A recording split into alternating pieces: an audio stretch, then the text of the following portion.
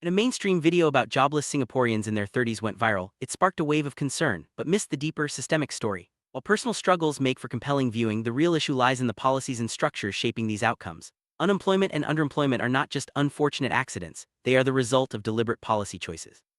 This video will move past the surface and examine 6 critical statistics that reveal how Singapore's labor market is designed in ways that disadvantage its own citizens. By connecting the dots between labor market design, citizenship dilution, and wage stagnation, we'll see how the system itself makes it harder for many to thrive.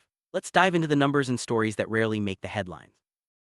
Between 2022 and mid-2025, Singapore saw a surge of nearly 364,000 new jobs. But here's the catch: over 90% of these jobs went to foreigners. Only a small fraction, just over 34,000, were classified as resident employment growth, a category that includes both citizens and permanent residents. Dig deeper and you'll find that many new PRs were previously foreigners, now counted as locals in employment statistics. Statistical sleight of hand paints a rosier picture than reality, masking the fact that native-born Singaporeans may have received only a tiny share of the new opportunities.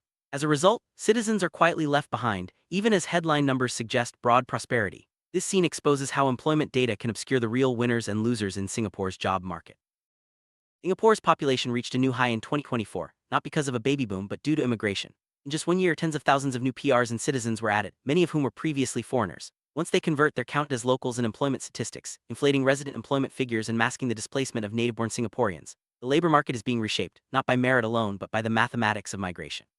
This shift raises a crucial question: are we truly measuring the well-being of citizens or just boosting headcounts? The answer has profound implications for social cohesion, wage competition, and the future of Singapore's national identity.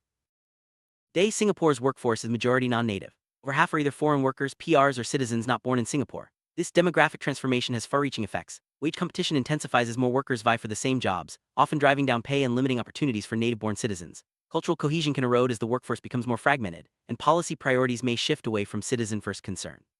The implications go beyond economics. They touch on the very fabric of national identity and what it means to belong.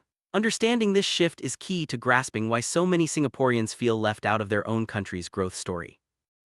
Despite Singapore's reputation for prosperity, nearly 2 million workers, over 80% of the resident workforce, have seen almost no real income growth in the past 2 decades. Many full-time workers earn below subsistence, with over 722,000 taking home less than $2,400 a month, and more than 80,000 unemployed. Absence of a minimum wage, high inflows of foreign labor, and weak bargaining power have created a structural freeze on wages. The gig economy and contract work further destabilize income security, leaving many in a state of working poverty. These are not fringe cases, they are the core of the workforce. This scene challenges the notion of prosperity that leaves so many struggling to make ends meet. Wage depression in Singapore is not a mystery, it's the result of deliberate policy choices. In recent years, real median income growth has slowed dramatically, with hundreds of thousands now classified as lower-wage workers. Many are stuck in jobs with no upward mobility, no wage ladders, and little protection. This isn't just stagnation, it's regression. The solution isn't just economic growth but policy reform, minimum wage legislation, sectoral wage ladders, and transparent job allocation by citizenship status. Dignity begins with a fair paycheck, and it's time to rethink what prosperity should mean for all Singaporeans.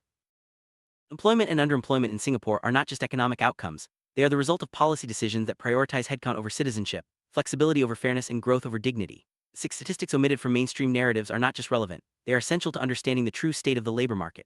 This is a call to rethink labor policy, redefine what prosperity means, and reclaim the promise of citizenship for all Singaporeans. Only by addressing these structural issues can Singapore build a future where everyone has a fair chance to thrive.